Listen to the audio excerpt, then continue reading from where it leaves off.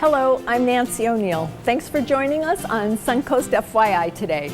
To celebrate Halloween weekend, we've decorated the set with work by Ringling alum Merald Cake, and I'm wearing festive jewelry by alumna Deb Giardi. You can find these art pieces at the Made By Gallery located on the campus of Ringling College of Art and Design. Now today on SUNCOAST FYI, conductor of the Sarasota Opera, Victor Durenzi, choral rehabilitation physical therapy doctor, Nicholas Paul, the president of Giving Hope Thrift Store, Mark Waha, and Keith Dennis with the Sarasota chapter of New World Celts, all coming up next on SUNCOAST FYI.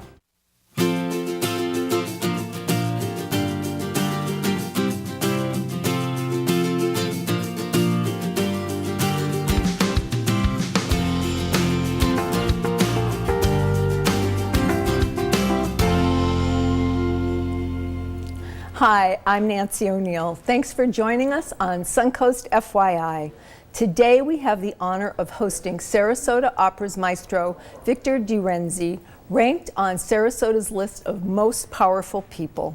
Durenzi has been with the opera for over 35 years, and as they open their 58th season, he's here to give us a preview of what's in store. It really is a pleasure to meet you, and really an honor. I mean, you're such a busy gentleman. We appreciate you taking your time to be with us. Thank you. Now, coming off such an amazing season last year, what can our community look forward to in this upcoming season? Well, we have a lot of great opera, a lot of opera that's new to Sarasota. I say great, I mean great pieces, great works, including what we're doing tonight, which is Donizetti's comedy Don Pasquale. It's a very often performed opera, one of the great comic operas of the 1800s. And although it is performed a lot, it has not been done in Sarasota. It has not been done at our opera house in Sarasota. So we're looking forward to that. Well, I know that last season you completed the Verdi Cycle 2016. Verdi. Verdi. Thank you. That's okay. I appreciate it. I need your help with this. Can you talk a little bit about that and what it feels like to have completed such an undertaking? Because I know you're the only one that did it. Well, yeah, this was a 28-year project, began in 1989, and as of last March 20th, we became the only opera company ever in the history of opera in the world to have performed all of Verdi's music. And I became the only conductor to have conducted all of his music. That's amazing. It was kind of a very long, slow build-up, as you could tell, and we went through. It was supposed to end earlier, but with the ups and downs of the economy and whatever goes on in the world, we managed to do it in 28 years, and we managed to do it. We had the front of the opera house is called Verdi Place as of now, and we had a lot of guests coming from all over the world and people coming from all over the world to see it. So it was really not a season we could never do again. Right. Now, did you have any idea that you would be doing the complete 28 years works, or is it something that kind of just kept going and going? It developed when it started in '89, I was going to do some Verdi, a cycle of some Verdi operas, and then by 1994 it became all of his operas, and then a couple of years later everything he wrote. And the thing that's difficult about that was difficult, is to find out what he wrote and to find out if it was still if it still existed, and then trying to locate it. So it was really a research project. So what's next now after that? I mean, what's next coming up this season? This season there's no Verdi, but as I said, we're doing Don Pasquale tonight, and we will be doing 2 more operas that are completely new to Sarasota. So it's a lot of new stuff mixed with Madame Butterfly, which is the most popular opera, or at least among the most popular operas, and then a completely unknown opera, because we have developed a reputation in the opera world for doing at least one opera a year that you cannot see anyplace else. Okay, so what would you say over the past 35 years has evolved the most in the company?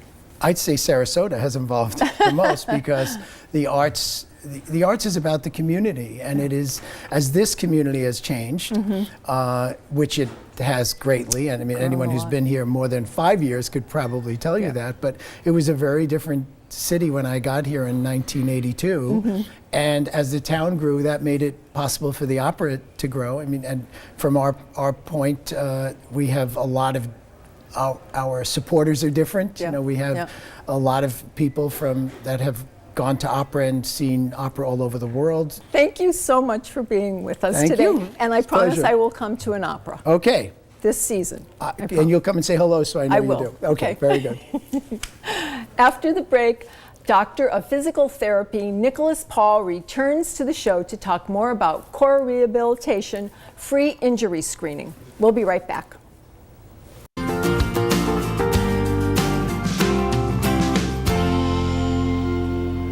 Hi, welcome back. October is National Physical Therapy Month, and Core Rehabilitation and Sports Medicine is offering free injury screenings for the month of October.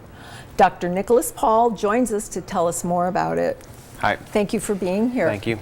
Welcome back. Thank you. Yes, again, a lot to talk about. How can physical therapy help basically everyone that's had any kind of injury? Well, with this being the time of the year that all the snowbirds start coming back, we see a lot of falls. We see a lot of injuries due to falls. And wanted to kind of shed light on the severity and really the significance of this and how we can help. I mean, there's a lot of really interesting numbers that I wanted to share. I don't have these memorized. So over the age of 65, 33% of people over age of 65 fall once a year. Over half of those people fall more than once a year. So just to get a little more into this, 10% of falls lead to death. So it's very severe. I mean, you're looking at $10 billion per year that are associated with ER costs and with hip fractures and things so forth. I believe at the age of 80, 1 in 4 people fall and break their hips. So it's significant, you know. And really 30 to 40% of these falls can be prevented with, you know, evaluation and proper treatments. Okay, so you'll help them learn how to take care of themselves so that they are less likely to have an injury. Yes. Okay? So I understand that you're offering free injury screenings this month. Can you tell us a little bit about that? Yeah, so since it's National Physical Therapy Month for the month of October, we've been offering these complimentary screenings for the entire month, and we've decided that we're going to be extending this for the month of November as well. Just to, you know, people That's have great. an issue, they think that, well, maybe physical therapy will help me, but I don't know. You know, they can give us a call, come in, we can do a quick screening to see if they're a candidate to do physical therapy, and then, you know, we can take it from there. Yep, you're the professionals. They should come and ask you. Absolutely. They either will need it or you'll be honest and tell them that Yeah, they don't. and if they don't need to come here, I can at least direct them in the direction that they should go. Okay, and they don't need a prescription, so they don't have to have anything from their doctor to go see you for at least a preliminary screening. Is that correct? Yeah, physical therapy is a doctorate, so we've been instructed on how to, you know, in our schooling, you know, to say that yes, this is a candidate for therapy or not, and the insurances will pay for someone coming in off the streets to do an evaluation to see, you know, if this warrants coming in for therapy. PPO insurances will handle the same way as, you know, someone has a prescription, you know, from a doctor. HMOs, of course, they still have to go to their primary to get authorization for anything they do, but you know, they can still give us a call and we can help, you know, expedite the process and get them to go where they need to go to, you know, get in and get some help. Well, and typically, how long would somebody come to see you? I mean, is there a certain amount that is paid for? And then what happens after that? So I tell people that my job is not to teach them to fish. My job is not to give them a fish. My job is to teach them to fish. I'm looking at the point of teaching them how to take care of themselves. So really, as long as there's a need for the therapy, as long as there's a reason they need to be there to improve, to get them back to their prior level of function, we're good to go. Some insurances do have limitations to how many visits they approve each year, but ultimately, once someone knows what they need to do, they can continue to get better on their own. That's when I say have a nice life, and hopefully you never have to come back and see me. There you go. So then it's just their own responsibility. It's really up to them, maintenance. yeah, if they want to stay healthy. All right, how can our viewers go to find out more information, find out where they can go get this wonderful free screening that you're offering? Well, they can give us a call at our Lockwood Region University location at 960-4741, or they can look us up on the website at corahealth.com. Wonderful. Thank you so much, Thank you Doctor, very for much. being with us today. Thank you. And wonderful that you extended it for another month for our Yes. Thank you very much. Our next guest will talk about how they help families in our community. Mark Marwa is the president and founder of Giving Hope Thrift Store. He'll join us after the break, so please stay with us.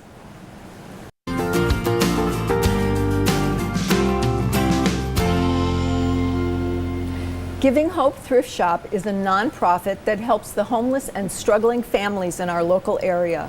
President and founder Mark Marwa is here to give us a little background on his store. Thank you for being with us. And I know you're going to tell us all these wonderful things that you do, but let's start with, why did you start this and how long ago? I mean, how long have you been doing I started this a little over 3 years ago. I was one of the people that have lost everything in like 2008, where I had the large home, the motor home in the driveway, a boat, and everything like that went down to nothing. And if it wasn't for my father, I would have been strictly homeless myself. I've lived in hotels. I've been on government assistance, where the Medicaid and the food stamps and everything like that too.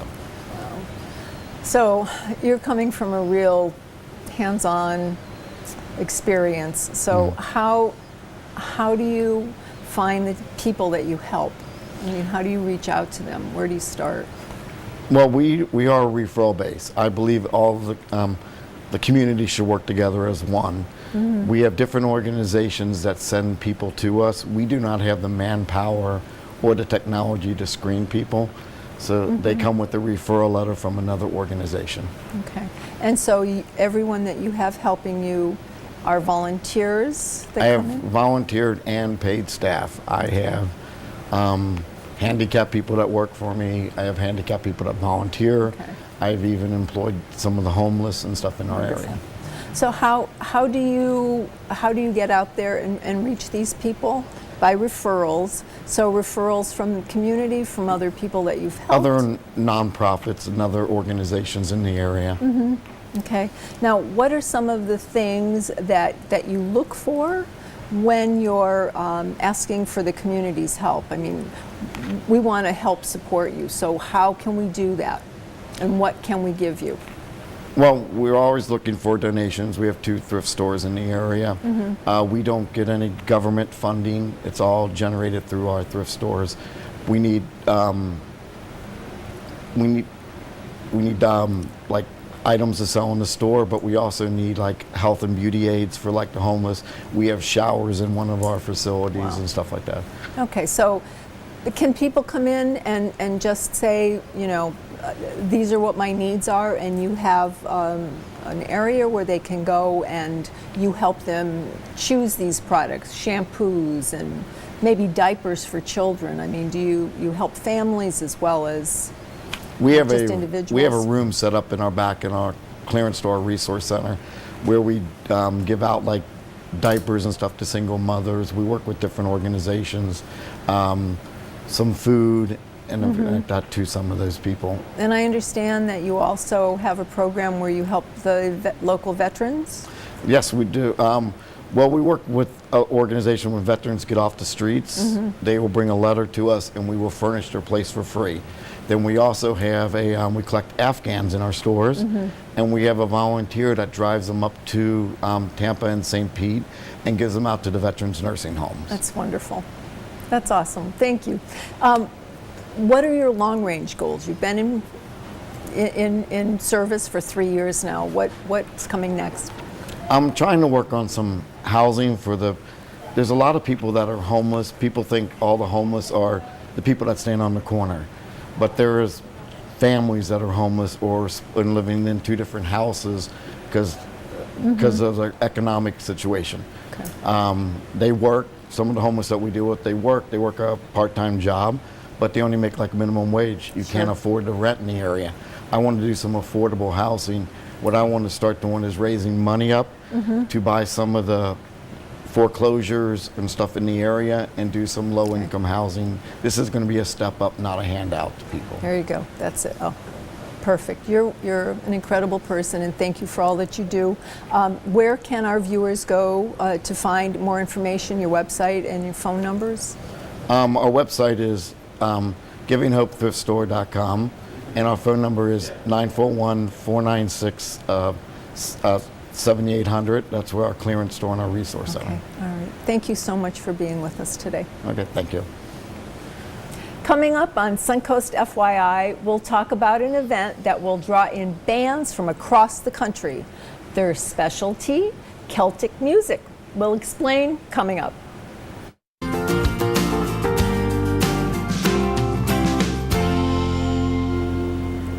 Our final guest this week is Keith Dennis of the Sarasota chapter of the New World Celts. He's talking all about this weekend's Celtoberfest. Thank you for being here. Well, thanks so much for having us. And thank you for dressing in a traditional costume. I love it. Well, this is a Isle of Skye kilt, sporan, Jacobite shirt, and a bonnet. Will these be available for sale at the festivities? Actually, we will. We'll like have it. plenty of vendors there that folks can purchase kilts and shirts and swords, And all this fun stuff. all the I fun love stuff it. of the Scots. I love it.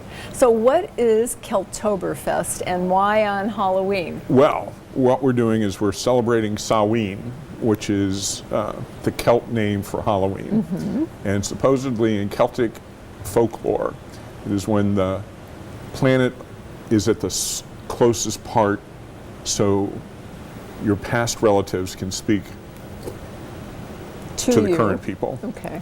And what happened was the Celts would wear scary costumes so the bad spirits didn't scare them away, and that was the beginning of Halloween. And they dressed up as ghosts? They did. Is that what they did? Yes. I read that somewhere. So who are the New World Celts? Well, New World Celts, there are 7 nations of Celts scattered around the world. In the United States, Canada, New Zealand, Australia. And what we do is we celebrate our Celtic heritage. My family is from the Clan McPhee in the Highlands of Scotland. And we have Irish, we have Scots, we have Welsh.